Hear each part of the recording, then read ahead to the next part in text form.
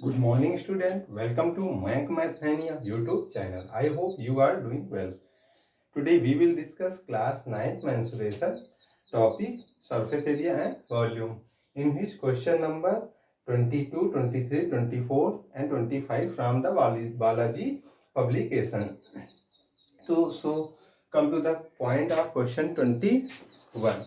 Question 21 ये कह रहा है कि एक find the cost of digging A cuboidal, एक आपको घनाभाकार, ठीक है, एक गड्ढा करना है जिसमें लेंथ आपको क्या रखनी बेटा 8 मीटर, ठीक है।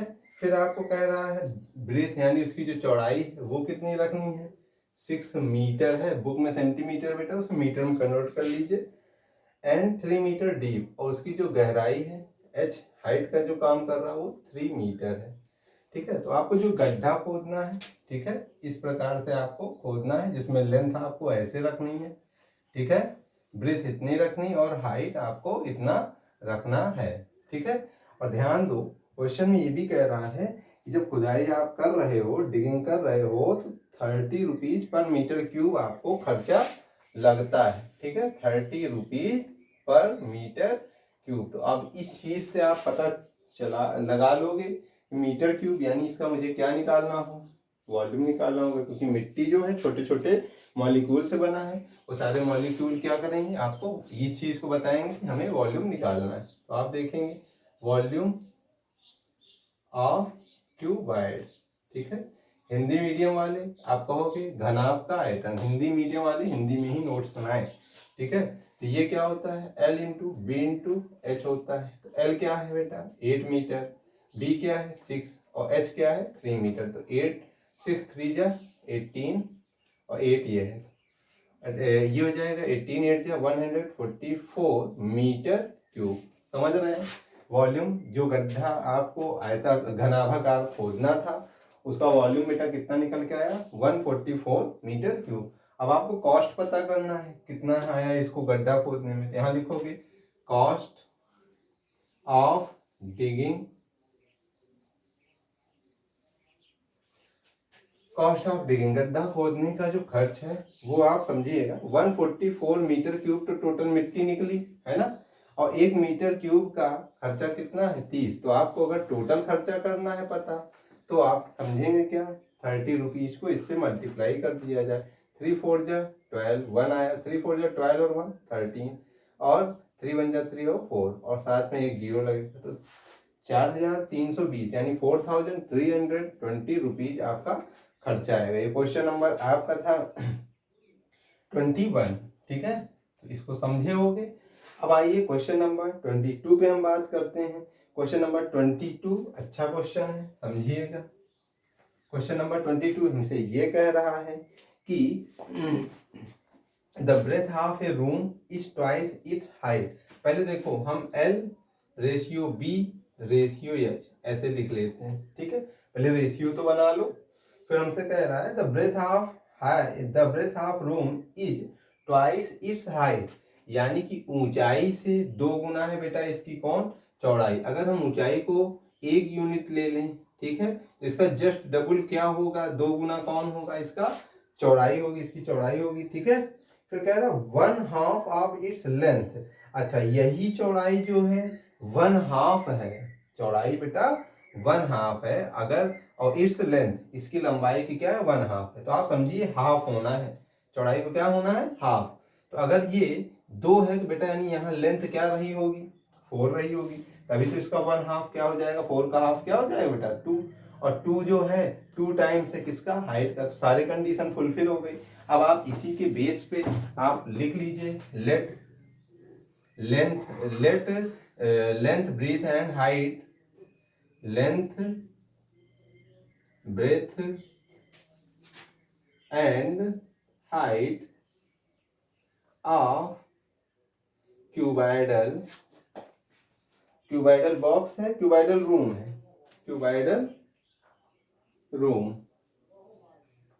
ठीक है बेटा। तो यहाँ पर length breadth height cuboidal room का क्या हो जाएगा 4x लेंथ हो जाएगी बेटा, ब्रीथ क्या हो जाएगी 2x और हाइट क्या हो जाएगी and 1x।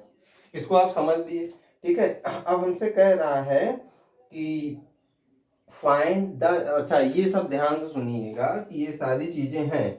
इसके बाद and the volume of room is 512 decimetre cube. ध्यान से सुनिए, ये तो लेंथ ब्रीथ हाइट इस रेशियो में है और इसका जो वॉल्यूम निकाला जाता है वो क्या है बेटा, 512 decimetre cube. Find its dimension, आपको ये डायमेंशन पता करना है। ये लेंथ ब्रीथ हाइट में तो दिया है, ठीक है, डायमेंशन आपको पता करना है। तो आप समझिएगा, डायमेंशन तो आपने यही लेंथ ब्रीथ हाइट इसको इस रूप में मान लिया, लेकिन ये एक्स के रूप में, एग्जैक्ट वैल्यू तो है नहीं, ठीक है।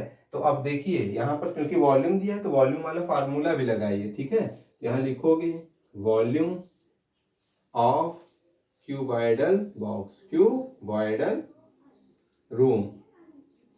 तो क्यूबॉइडल रूम का वॉल्यूम, वॉल्यूम के लिए आप जानते हैं फार्मूला क्या होता है, L into B into H, ठीक है बेटा। तो एल क्या है आपका 4x है, ब्रीथ कितना है 2x है, हाइट कितना है आप कहोगे 1x है, ठीक है। अब आप देखिए जहाँ पे वॉल्यूम क्वेश्चन में 512 डेसीमीटर क्यूब दे रखा है, ठीक है, 512 डेसीमीटर क्यूब दे रखा है, तो 512 कर लीजिए, ठीक है। जो भी आंसर आएगा, जो भी x का मान आएगा वो डेसीमीटर में आएगा, तो उसी के आधार पे आप वैल्यूम सारी रख दोगे, ठीक है। तो यहाँ देखो 4 2 जा 8, 8 1 जा 8, x का 3 बार मल्टीप्लीकेशन x क्यूब 512, तो आप कहोगे x क्यूब बराबर बेटा क्या होगा 8 6 जा, ठीक है, और यहाँ पर आएगा 3 यानी 32, तो 8 4 जा 32। फिर देखिए x क्यूब बराबर 4, तो बेटा x बराबर क्या हो जाएगा, आप कहोगे 4 हो जाएगा, ठीक है। अब आप समझिए x का मान तो 4 निकाल लिए, आखिर लेंथ ब्रीथ हाइट हमें पता x के रूप में है, तो हम क्या करेंगे यहाँ से लेंथ पता कर लेते हैं। लेंथ आप कहोगे 4 इंटू एक्स की जगह क्या रखना है 4, 4 4 जा 16 डेसीमीटर आएगा बेटा, ठीक है, क्योंकि डेसीमीटर में हर चीज दिया, आप बुक खोलिएगा देखेंगे। फिर आप देखोगे ब्रेथ BRADTH, ये क्या है 2x है, तो 2 इंटू एक्स की वैल्यू क्या रखोगे बेटा 4, 2 4 जा 8 डेसीमीटर, ठीक है बेटा। फिर आप देखो यहाँ से हाइट, जो हाइट है बेटा वो क्या होगा 1x, आप कहोगे 1 इंटू एक्स का मान क्या है बेटा 4, तो 4 डेसीमीटर। समझ में आई बात, ठीक है, आपको यही पता करना था, आपने पता कर लिया है, ठीक है। अब आ जाओ नेक्स्ट क्वेश्चन नंबर 23, ठीक है, समझ रहे हो, वेरी गुड।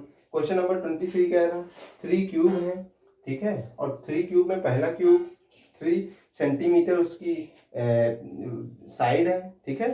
फिर 4 सेंटीमीटर दूसरे क्यूब की साइड है, 5 सेंटीमीटर तीसरे क्यूब की साइड है। सबको पिघला दिया जाता है और पिघलाने के बाद आपका जो नया क्यूब बनता है उसका कह रहा है find the surface area of new cube form. तो जो नया क्यूब बनेगा बेटा उसका हमें क्या करना है, सरफेस एरिया फाइंड करना है। तो देखिए बड़ा आसान सा क्वेश्चन है। पहला जो क्यूब है उसकी जो एक साइड है, ठीक, वो आपको क्या बता रहा 3 सेंटीमीटर, ठीक है। तो आप देखोगे यहाँ पे लिखोगे वॉल्यूम ऑफ फर्स्ट क्यूब, तो कहोगे साइड का क्यूब होता है ना फार्मूला, अच्छे से याद है, वेरी गुड। यहाँ 3 है तो 3 का क्यूब हो जाएगा यानी 27। अब यहाँ सेंटीमीटर है तो बेटा सेंटीमीटर क्यूब हो जाएगा, अच्छे से समझ रहे हो है ना। फिर देखो वॉल्यूम ऑफ सेकेंड क्यूब, तो अब देखो सेकेंड जो क्यूब है बेटा वो आपका कितना है 4 है, तो यहाँ फिर वही लिखोगे साइड का क्यूब, तो यानी 4 का क्यूब, ये कितना हो जाएगा 64 सेंटीमीटर क्यूब। जो लास्ट वन है वो क्या है आपका थर्ड क्यूब, वो 5 है, तो यहाँ पर 5 का क्यूब यानी 125 सेंटीमीटर क्यूब। तो आप समझ गए, सबका वॉल्यूम निकाल लिए हो। फिर कह रहा है सबको पिघला दिया जाता है। अच्छा ये बताइए जब पिघलाया जाएगा तो सबका वॉल्यूम एक साथ बेटा जुड़ जाएगा ना, सब एक साथ पिघल के एक साथ हो जा रहे हैं, यानी सबका वॉल्यूम क्या कर लूं जोड़ लूं। यहाँ लिखोगे नाउ आफ्टर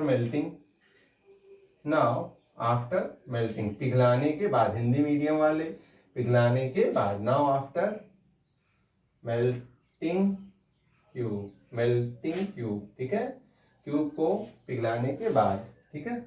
अब आप कहोगे क्यूब को पिघलाने के बाद सारे जो वॉल्यूम निकले हैं सबको ऐड कर लीजिए, 27 प्लस 64, ठीक है, और प्लस 125 सबको ऐड करोगे बेटा ठीक है 5 4 9 9 और 7 6, ठीक है, और यहाँ 2 6 8 8 और 2 10, ठीक है 5 4 9 9 7 16 यानी 1 आएगा 216 सेंटीमीटर क्यूब आया, ठीक है।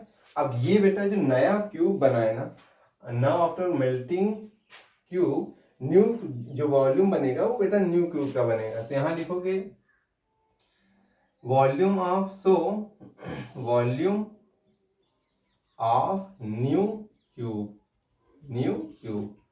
देखो यही जो पिघलाया गया है, पिघला के ही तो ये क्यूब बनाया है, ठीक है, और ये नया क्यूब है। तो ये आप समझ रहे हो volume of new cube 216 centimetre cube. अब बताओ बेटा अगर यही 216 सेंटीमीटर क्यूब है तो वॉल्यूम को आप यही तो लिखते हो साइड का होल क्यूब।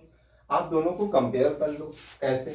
आप देखोगे 216 को यानी 216 को 6 का क्यूब लिख सकते हो और ये लिख सकते हो साइड का क्यूब। कंपेयर कर लो तो यहाँ से क्या निकलेगा बेटा, साइड इक्वल टू क्या निकलेगा 6 सेंटीमीटर, ठीक है। अब मुझसे पूछ क्या रहा था, हमसे पूछ रहा था सरफेस एरिया बताओ। तो यहाँ लिखोगे 10 surface area of new cube, surface area of new cube. ये बेटा आप जानते हैं 6a² होता है क्यूब का टोटल सरफेस एरिया या सरफेस एरिया, तो 6 हो जाएगा। a की जगह बेटा फिर यहाँ क्या करोगे 6² तो 6 अपना 36 और मल्टीप्लीकेशन करोगे 216 सेंटीमीटर क्यूब। तो अब आप समझ गए होंगे।